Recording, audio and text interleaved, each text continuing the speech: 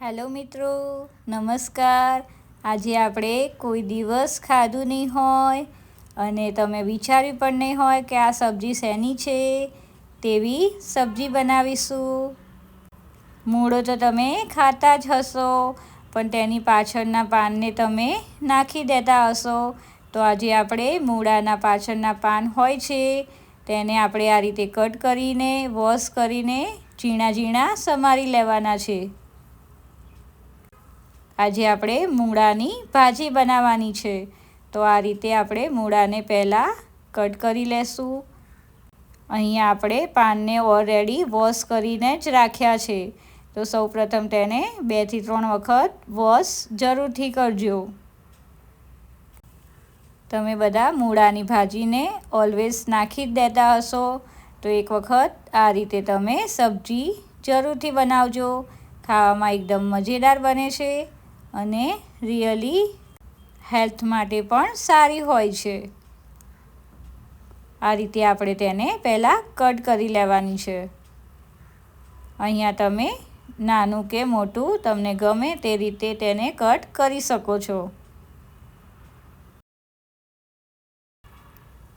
અહીંયા આપણે કોઈ પણ જાતનું પાણી પણ એડ કરવાનું નથી અને આપણી સબ્જી વરાળથી બનાવવાની છે.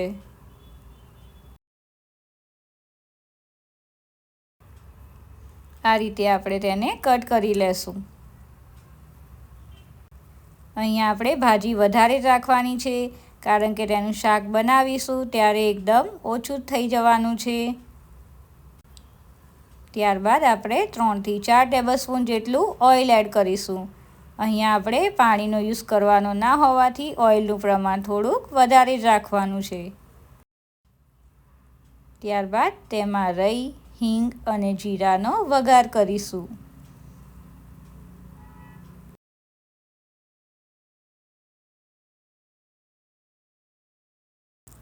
સાથે સાથે આપણે લસણ અને લીલા મરચાંને પણ કટ કરી લેવાના છે.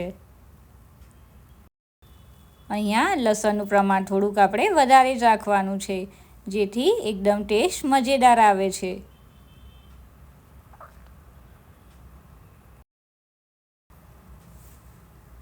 બે મિનિટ તેને આપણે કૂક કરી લેશું.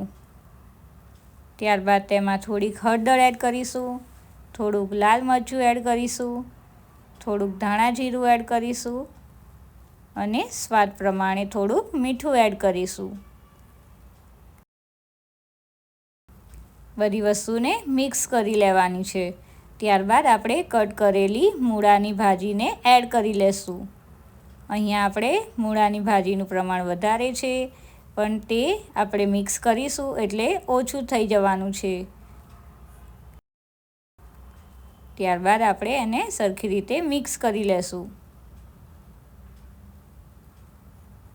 અહીંયા થોડી મિક્સ કરવામાં તકલીફ પડશે, પણ એ 1 મિનિટમાં જ બધું શાક એકદમ સંકોચાઈ જાય છે.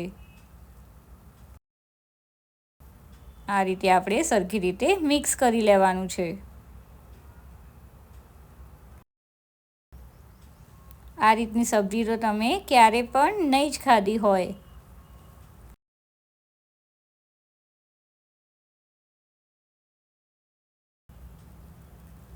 બધી વસ્તુને આપણે સરખી રીતે મિક્સ કરીશું.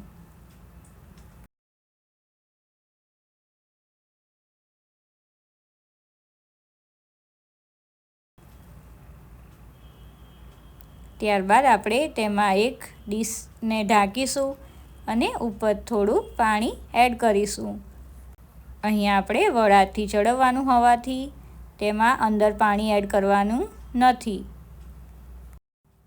5 મિનિટ કૂક થઈ જાય ત્યારબાદ આપણે તેને ચેક કરી લેવાનું છે કે આપણું સબ્જી બની ગયું છે કે નહીં.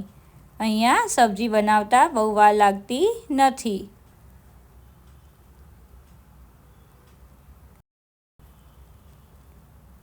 ત્યારબાદ આપણે આવી રીતે ઓપન રાખીને 2 મિનિટ ફરીથી કૂક કરી લેવાનું છે.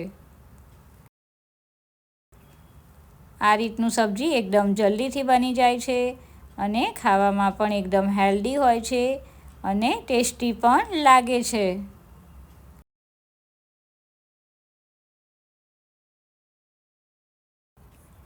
2 મિનિટ કૂક થઈ જાય ત્યારબાદ આપણે ફરીથી મિક્સ કરીને જોઈ લેવાનું છે કે તેમાં કોઈ પણ જાતનું પાણી રહી ગયું નથી.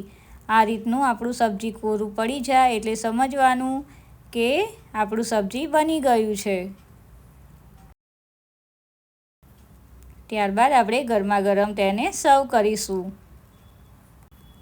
મૂળાની ભાજીને બાજરીના રોટલા સાથે કે આ રીતે ઘઉંની ભાખરી સાથે ખાવાની બહુ જ મજા આવે છે.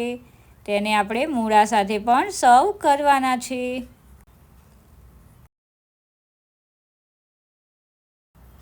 રોજ એકના એક સબ્જી ખાઈને બોર થઈ ગયા હોય તો આ રીતે અલગ પ્રકારની સબ્જી જરૂરથી બનાવજો. રિયલી ખાવામાં બહુ જ ટેસ્ટી હોય છે અને જલ્દીથી બની પણ જાય છે. વિડીયો ગમે હોય તો લાઈક કરવાનું ભૂલતા નહીં. Thank you. Subscribe my channel and join Cooking with Disha. Wow!